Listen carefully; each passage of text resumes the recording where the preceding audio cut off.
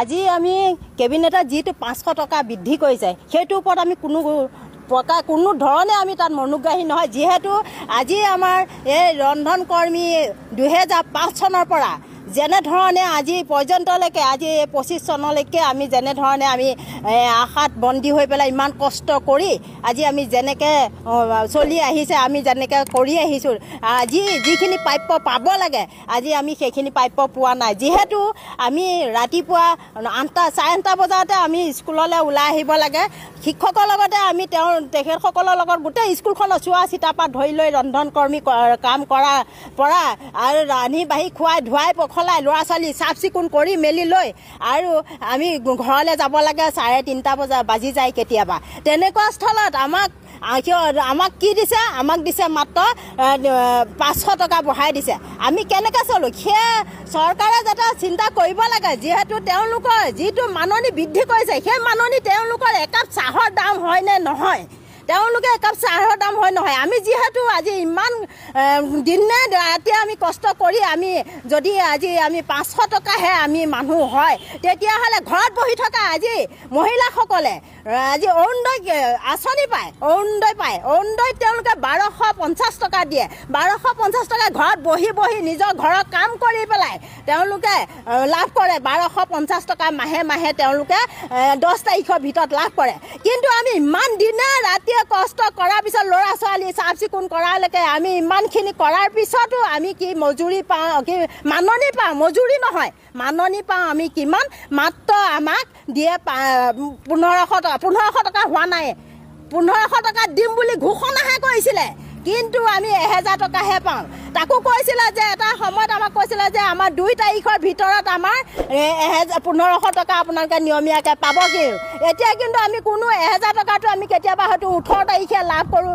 1000 টকা মানে শুনি লওক, 1000 টকা আমি কেতিয়াবা 18 তাৰিখে লাভ কৰোঁ, কেতিয়াবা আমি 7 তাৰিখে কৰোঁ, কোনো নিশ্চয়তা নাই। কিন্তু 500 টকাটো আজিলৈকে আমি পোৱা নাই। আমি সেইটো ৰাইজৰ চৰকাৰে যিটো আমাক 500 টকা দিম বুলি কৈছিলে সেই 500 টকা আজিলৈকে আমি পোৱা নাই।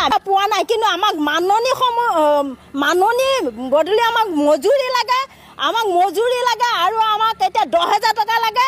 আমি 500 টকাৰ কোনো মনোগ্ৰাহী নাই। আৰু এই আন্দোলন যদি মানি নলয়, আন্দোলন চলিবই। আমি 1 জুলাইৰ পৰা আমি 30 জুলাইৰ ভিতৰত আমি এই আন্দোলনৰ পৰা আমি নুঠোঁ। আৰু যিহেতু আমাৰ মজুৰি আমাক লাগিবই। আৰু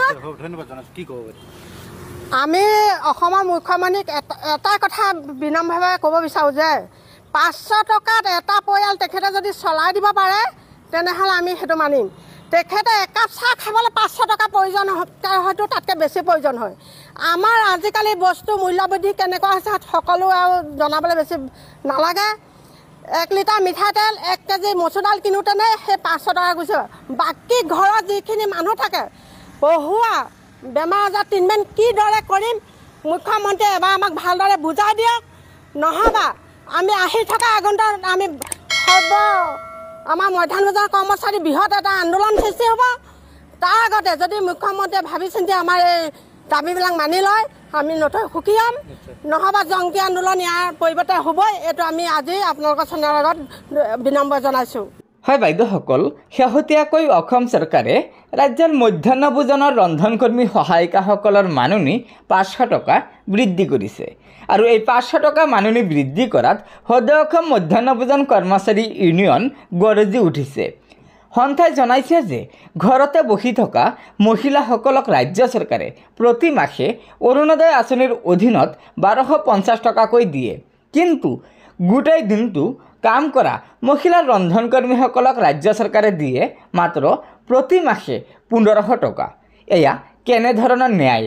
সেয়েহে মধ্যাহ্ন ভোজন কৰ্মচাৰী ইউনিয়নে ৰাজ্য চৰকাৰক দাবী জনাইছে যে ৰাজ্য চৰকাৰে অতি কমেও মধ্যাহ্ন ভোজনৰ ৰন্ধনকৰ্মীসকলৰ মাননি 10,000 টকালৈকে বৃদ্ধি কৰিব লাগে। যদি ৰাজ্য চৰকাৰে ৰন্ধনকৰ্মী সহায়িকাসকলৰ ন্যায্য দৰমহা বৃদ্ধি নকৰে তেন্তে আগন্তুক সময়ত বৃহৎ গণতান্ত্ৰিক আন্দোলন গঢ়ি তুলিব বুলি সন্থাই জানিবলৈ দিছে। গতিকে বাইদেউসকল, এয়াই আছিল মধ্যাহ্ন ভোজনৰ ৰন্ধনকৰ্মী সহায়িকাসকলৰ বাবে থকা আজিৰ গুৰুত্বপূৰ্ণ খবৰ। লগৰ বান্ধৱীসকলক ভিডিঅ'টো শ্বেয়াৰ কৰি খবৰটো জনাই দিব আৰু নতুনকৈ অহা বাইদেউসকলে চেনেলটো ছাবস্ক্ৰাইব কৰি ল'ব।